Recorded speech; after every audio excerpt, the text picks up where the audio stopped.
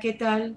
La semana anterior empezamos a hablar de educación, para dónde va la educación y como en un panorama a veces catastrófico, pero a veces totalmente esperanzador, Juan Carlos Pérez nos estaba conversando, nos estaba diciendo su experiencia como educador, como rector que ha sido y en el trabajo que está haciendo, mirando que la educación pueda convertirse en una herramienta de crecimiento, de desarrollo, sobre todo de salud mental y emocional. Entonces, Juan Carlos, hablamos de muchas cosas, de pronto pasar del optimismo al pesimismo y no, pero lo que estás haciendo ahora en tu trabajo, Juan Carlos, ¿qué es y qué le puede ofrecer a la educación como opciones de vida diferentes? Claro que sí, Gloria, qué rico estar en esta segunda parte de la entrevista. Y como me dejaste tarea en la anterior, quiero empezar con una frase que le aprendí a un profesor cuando hice mi maestría en educación. Él decía, el verdadero optimista es el que es consciente de una realidad pesimista. El que no es consciente de la realidad pesimista no es optimista, sino una persona ilusa. Sí, Entonces, qué buena frase, qué buena frase. exacto, exacto. Entonces, ¿con esto qué quiero decir? Sí, esa es la realidad, entre comillas, eso es lo que hay, pero eso no es para uno entregarse en el túnel de la oscuridad. ¿Y cuál es realmente la mirada? Aprender de los errores. Aprender de los errores. Entonces, desde ahí, en Cerebro, que es la empresa en la cual estoy, ¿a qué le estamos apostando? Le estamos apostando una mirada diferente al maestro, como un ser coprotagonista de la educación. ¿Y por qué digo coprotagonista? Porque es que hay tres actores fundamentales en esa educación para estas generaciones: la familia, el mismo estudiante y el maestro. ¿Por qué la familia? Porque la familia es el primer agente educativo por excelencia. Entonces ya esto es mirar desde otro escenario cómo vamos a hacer ese trabajo con esos papás y vamos a hacer una revisión de las escuelas de padres que manejamos en las instituciones educativas, porque nos estamos dando cuenta que esas escuelas de padres no están impactando. Es decir, hay que generar un mecanismo de formación para ser padres diferentes. Frente a los estudiantes es porque el ser humano siempre, pero ojo, en esta generación es donde se ha hecho cada vez más evidente, es que los estudiantes hay que empoderarlos de su proceso de aprendizaje. Hay que llevarlos a que sean autónomos en su proceso de aprendizaje, que tengan voz en su proceso de aprendizaje, para que vamos educando una generación que, como digo yo coloquialmente, no le eche la culpa a la vaca. Si le fue bien, es que yo soy muy juicioso, pero si le va mal en la vida, es que tuve muy malos profesores. No. Yo tengo mediadores para aprender, pero finalmente el responsable en el aprendizaje soy yo mismo, y eso hay que empezar a inculcarle a los niños desde la edad preescolar. Y ya nos viene el tercer actor, que es del que hemos venido hablando, que es el maestro. Y frente al maestro, ¿qué venimos proponiendo en Cerebro? Mira, hay un fundamento científico que viene evolucionando cada vez con mayor intensidad y mayor nivel de profundidad, que es la neurociencia aplicada a la educación. Cada día comprendemos más la manera en que aprende el cerebro, la manera en cómo se dan esos procesos de neurodesarrollo en nosotros los seres humanos.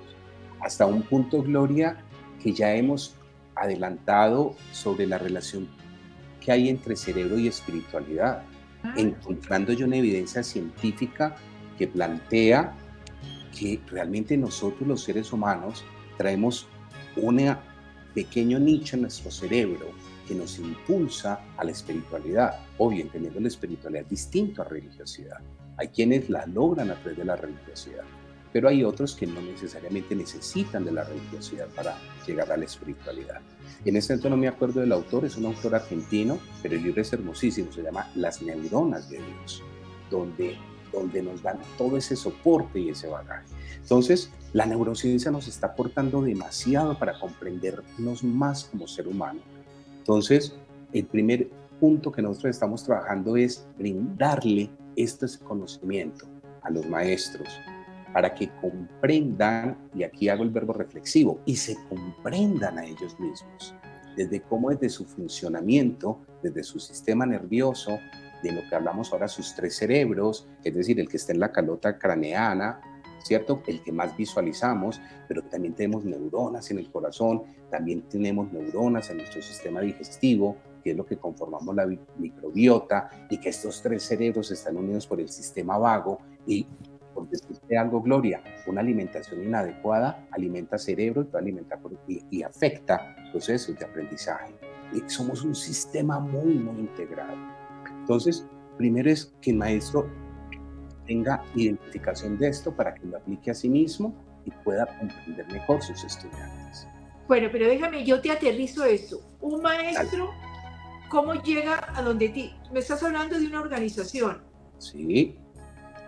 ¿Cómo llega un maestro o cómo reclutan? La palabra no me gusta. ¿Cómo consiguen maestros que puedan decir yo quiero estar allí? ¿Cómo me matriculo o me inscribo en algo como lo que ustedes están haciendo? Mira, nosotros hacemos los procesos de difusión por redes sociales como todos, ¿cierto? Tenemos nuestra página web, es www.cerebrum.la.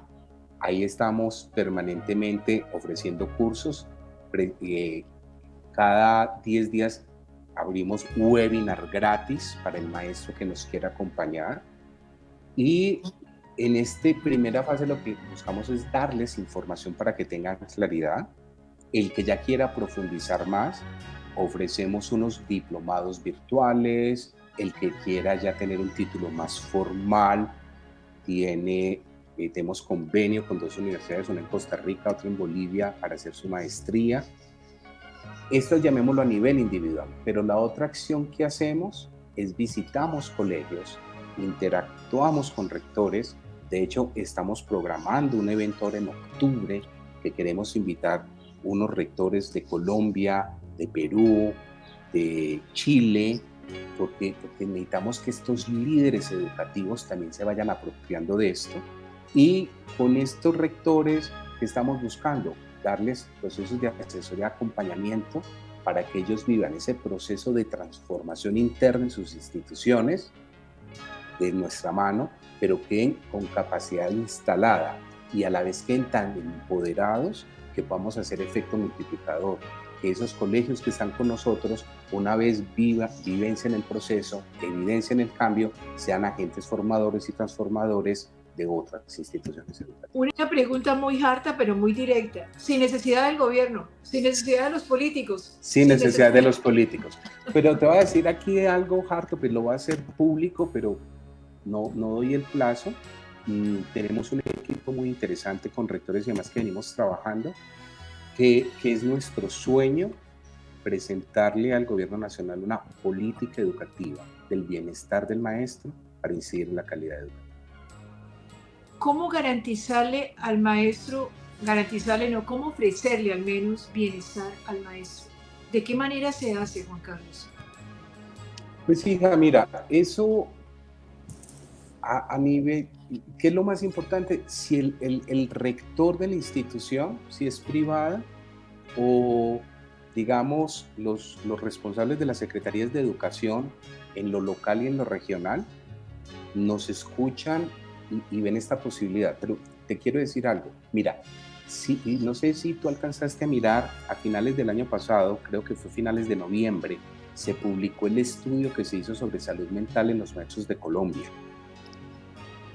Ese estudio es alarmante, Gloria, es alarmante, porque los problemas de salud mental y de falta de calidad de vida emocional en nuestros maestros es tan preocupante que más allá de los índices de ansiedad, depresión, de burnout, tenemos también los índices de dependencia de sustancias psicoactivas, por ejemplo.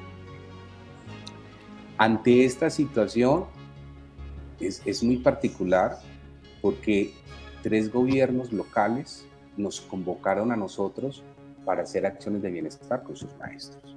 Y ahí estamos como en ese proceso, trabajando con estos maestros esas acciones. Por eso te digo, Gloria, que y en lo privado es más voluntad del rector.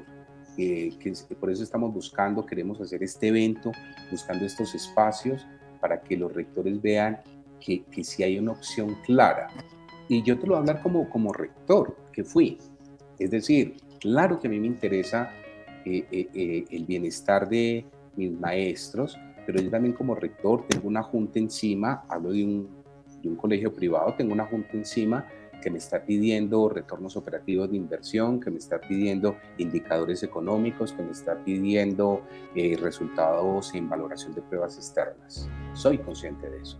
Y lo que le queremos transmitir a los rectores es que cuando se logra hacer esta transformación de fondo, vamos viendo ese incremento en los niveles de calidad educativa, pero calidad educativa no solamente en resultados de desempeño académico, sino en habilidades para la vida, en niveles de satisfacción de los maestros, en que baje el nivel de rotación interna de maestros.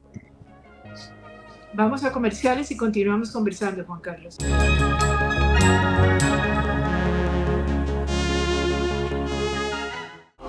Ya regresamos con Revolturas. Un saludo para Canal 2, los felicito porque es muy bueno el programa. Pero si nunca lo ha visto, ¿cómo es? Lo presente. Usted nunca lo ha visto, ¿cómo así que es bueno el programa?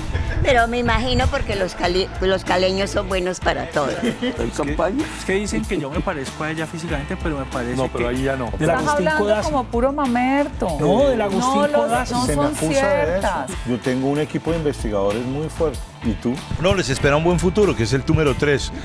Evolucionen y lleguen al 3. Y así alguna vez llegarán al 4. No, que el 2 pasen al 1. Y los felicito por su salsa porque, bueno, hace mover mucho los pies y eso es desoxidado. El reinado ha sido totalmente cancelado. Un saludo al Canal 2 y que sigan siendo el número 2.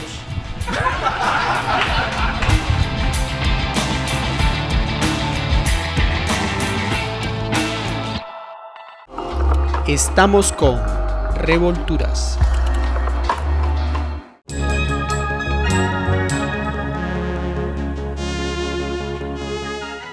Pues Juan Carlos, es una mezcla de emociones, optimismo y pesimismo a la vez. Bueno, como dice la frase de tu maestro, no se puede ser optimista sin pesimismo porque se vuelve uno un iluso. Pero la idea es, y no hemos hablado de la inteligencia artificial que nos está respirando aquí, ¿no? Entonces, ¿cómo poder en concreto un maestro, alguien que quiera servir, que quiera trabajar como maestro, ¿qué se esperaría si hubiese un perfil de ese maestro para el mundo, para el siglo XXI? ¿Qué se esperaría de ese perfil de maestro? Mira, yo te lo haría así. En primer lugar, que evidencie vocación de servicio. El ser maestro exige vocación de servicio. Y obviamente en esa vocación de servicio, pues ya tú puedes ahí enlazar las diferentes competencias blandas asociadas con eso. Pero dejémoslo ahí, de servicio. El otro elemento fundamental, yo lo defino así, ser persona para ser maestro. Es decir, requerimos un maestro que ya sea desde la formación que recibió en su universidad cuando estudió la licenciatura o por procesos que ha hecho de manera autónoma, evidencie que es persona. ¿Y a qué nos referimos? A que evidencie que es persona, que se sienta a gusto con sí mismo, que, como dirían los japoneses, tenga claro su ikigai, que tenga un sentido claro de para qué se es maestro.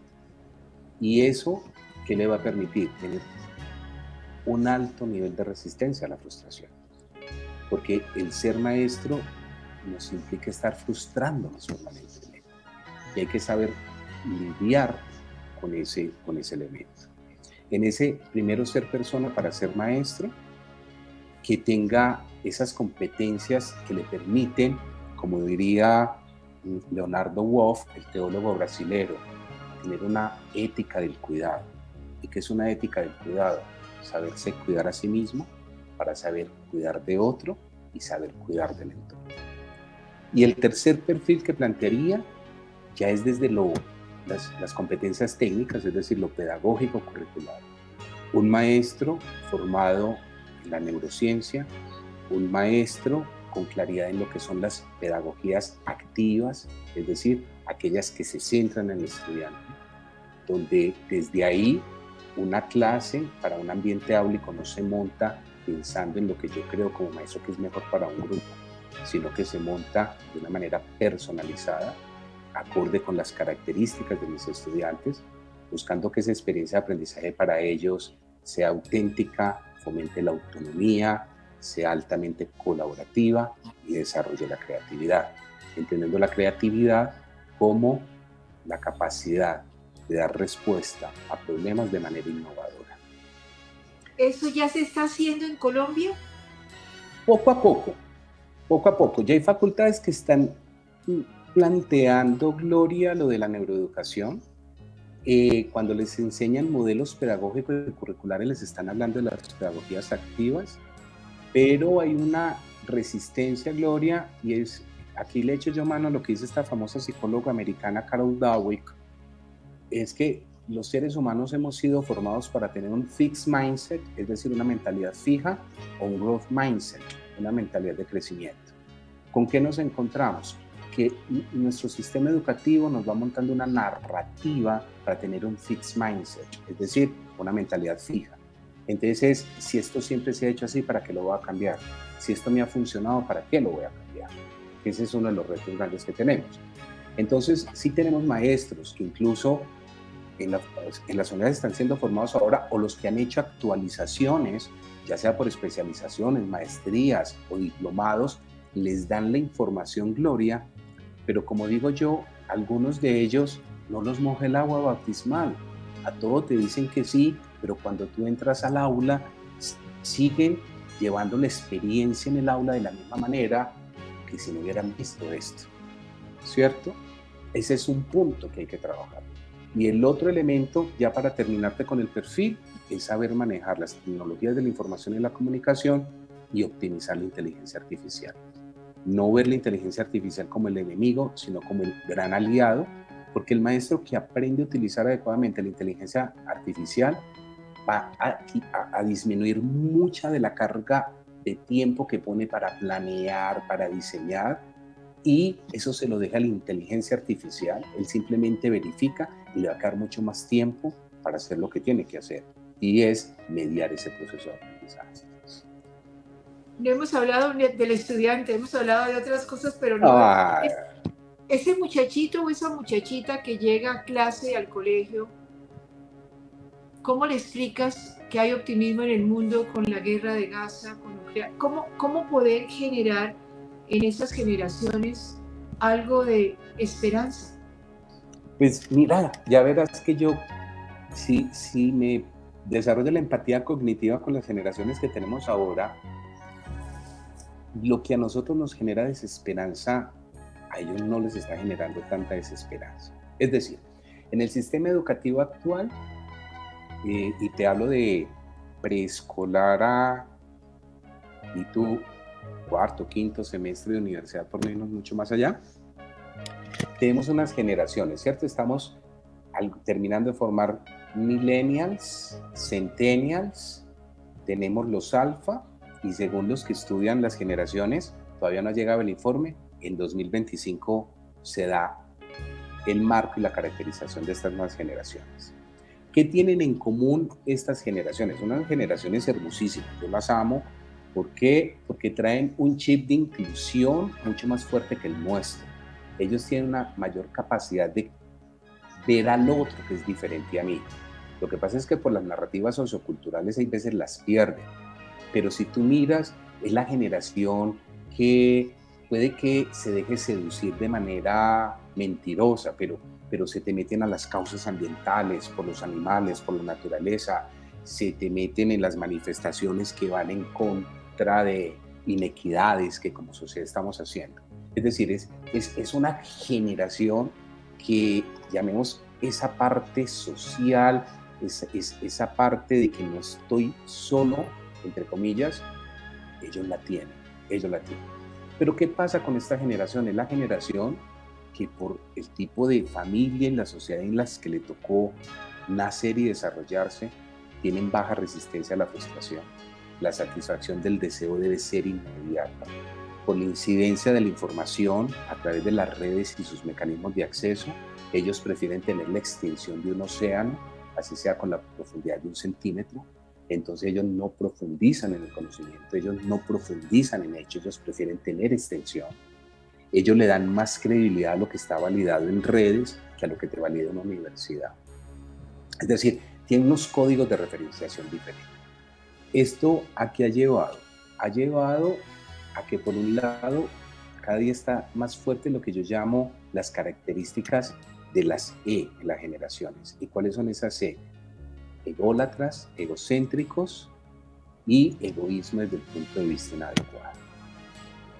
Y eso que nos combina, que por su baja resistencia a la frustración, porque como se les ha trabajado tanto en que no fortalezcan su emocionalidad, que no aprendan a entender que el miedo es necesario, que el miedo, el temor, la ira, lo que se llaman emociones negativas, son necesarias, porque no se les ha enseñado que las emociones no son positivas o negativas, las emociones se requieren. Lo positivo, lo negativo es la manera como gestiono y expreso esa emoción. Entonces, claro, están cada vez más susceptibles a la ansiedad y al estrés. Generación dopamina. Tal cual.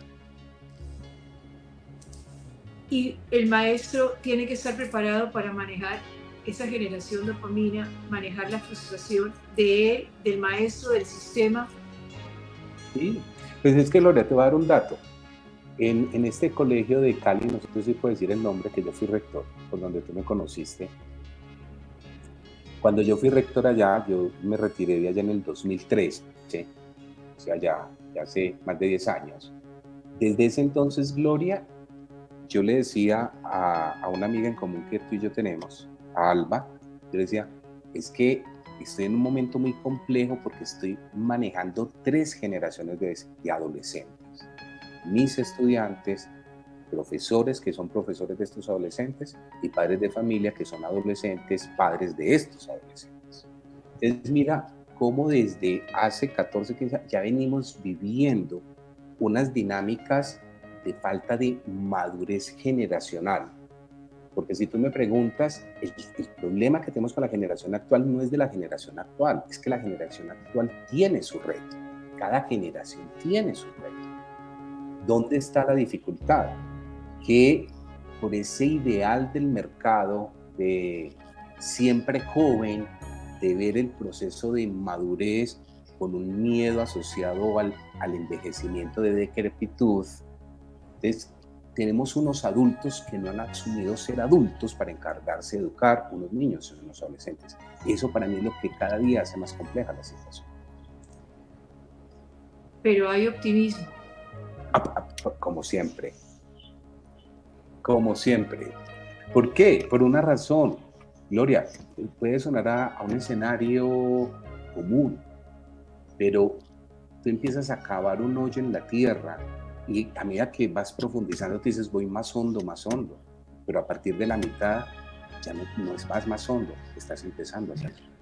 Y eso es lo que yo siento que está pasando con nuestro sistema educativo. Creemos que estamos más hondo, no, ya seguimos escarbando para salir a lo que...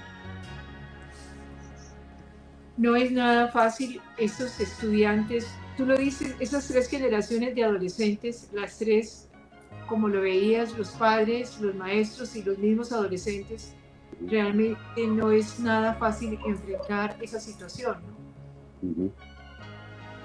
¿Cuál es el peligro más grande que corre un muchacho hoy en día? ¿Tecnología, redes, desamparo, abandono afectivo? ¿Cuál podría ser algo que le impacte mucho, que lo marque mucho? A mí lo que más me ha preocupado no son ni las redes ni la inteligencia artificial, porque, Gloria, si nos devolvemos al siglo pasado, acordate que la amenaza era la televisión. No, para mí no es eso.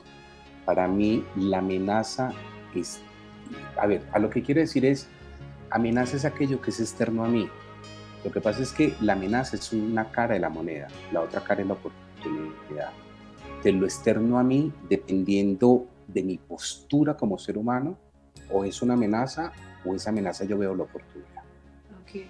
Entonces, a mí que me preocupa en la generación actual, que la generación actual tiene tanta necesidad de aprobación, de validación externa y de satisfacción inmediata del deseo, que está cayendo en esa trampa de la dopamina y que por obtener aprobación y validación se está perdiendo a sí mismo. Ajá. ¿Y qué se le ofrece a cambio para que no vaya detrás de la satisfacción instantánea? Ese es el reto que tenemos, Gloria. Ojalá me estén escuchando padres de familia. Eso debe empezar en casa. Y segundo, desde los colegios y las escuelas. Y es que prime el ser sobre el saber. No es descuidar el saber, pero esta generación nos está demandando mayor trabajo en el ser. Entonces, así como se tiene formalizado porque se cree que matemáticas es lo más importante para el desarrollo racional, y yo estoy en desacuerdo, si es matemática la tienen que ver todos los días. Hombre, si ese desarrollo de habilidades emocionales intrapersonales e interpersonales es fundamental en la generación actual, que eso no lo dejen como el cuento. No, es que eso es un proyectico que es transversal al currículum. Eso no lo hace nadie, eso no impacta a nadie y eso no genera nada. Hay que formalizar este proceso de formación y desarrollo en estas nuevas generaciones frente a las competencias relacionadas con lo intrapersonal y lo interpersonal. Me imagino que para terminar, viste Adolescencia. Sí, me fascinó. ¿Sí? ¿Qué hubo allí en Adolescencia, en la película? A mí lo que, y como diría una señora no muy querida por todo el mundo, colombiana Amparo Grisales, a mí lo que me erizó de la película realmente es que es la voz de los adolescentes a nivel mundial, es decir, esa película se volvió la voz del adolescente. Y lo otro es que nosotros los adultos tenemos dos opciones: o rompemos la observación que tenemos hacia ellos, la narrativa, y los escuchamos realmente desde donde están, desde sus miedos y sus expectativas, y ahí sacamos adelante esta generación, o seguimos con la narrativa de que no pasa nada, eso es una pataleta, es la rebeldía propia de la adolescencia, y no permitimos modificar esa mentalidad que tenemos que modificar. ¿Hay algo que tenga que ver con la lucha de sexos, géneros, el posicionamiento de la mujer frente a un hombre que no sabe a veces manejar esa mujer, esos niñitos, esos incel? ¿Qué pasa allí con esa parte de género, Juan Carlos? Mira, lo del género es un tema delicado, Gloria, porque tú sabes que por un lado está ahí desde la psicología como entendemos el género y respetamos esa diversidad humana, pero por otro lado, y eso no lo podemos desconocer, es que la ideología de género también tiene altos intereses políticos y económicos. Entonces, se han abusado de ciertas cosas. Yo pienso que la sociedad como sociedad, la sociedad humana, obviamente viene con unas narrativas de desconocimiento de la diversidad humana que se remontan varios años en la historia. Y que los mismos nichos sociales son los encargados de mantener una narrativa u otra, porque es que esas narrativas establecen relaciones de poder.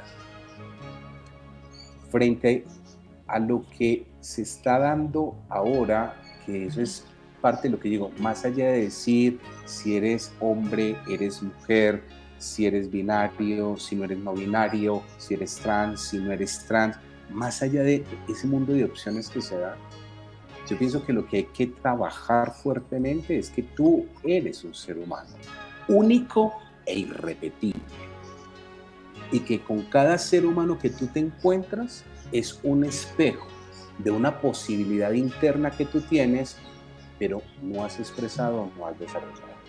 Entonces, si nos vamos al lenguaje binario, y esto es lo que la vida, al tocarme asumir una paternidad solo, Es decir, con toda la historia que yo he tenido, por ejemplo, me permitió, claro, yo por género, por identificación, etcétera, soy hombre, masculino, lo que quieras. Pero esa situación que me llevó a darme cuenta que yo tenía un femenino guardado y que gracias a ser padre descubrí el femenino, desarrollé empatía tanto emocional como cognitiva con la mujer, que me reconcilié con lo femenino y que por lo tanto lo femenino dejó de ser amenaza para mí. Digo que este es el reto y eso es parte de los retos que tenemos que trabajar desde la educación. Bueno, se nos acabó el tiempo, podríamos seguir hablando y hablando, pero te voy a volver a llamar, prometido que sí, porque es que hay mucho por hablar y mucho por decir. Claro Creo que ha sí. sido absolutamente enriquecedor y gratificante. Espero que ustedes hayan oído, visto y aprendido y generado inquietudes. Hay tanto por hablar en educación, hay tanto, tenemos una responsabilidad y todos no podemos, no somos maestros todos, pero la responsabilidad social nos compete a poder investigar, averiguar y escuchar a personas como Juan Carlos Pérez que nos enseña y nos dice tanto. Muchísimas gracias a Juan Carlos, muchísimas gracias a ustedes y espero que nos podamos volver a encontrar. Que la pasen bien.